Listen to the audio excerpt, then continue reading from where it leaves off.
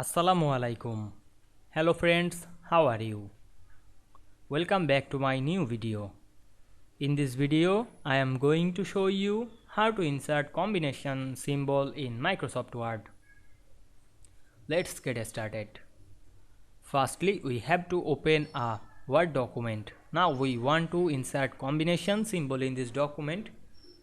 Go to the insert menu, then click the equation drop down menu, then choose any equation. Now I insert the equation, then again go back the equation option and added another equation in this equation box.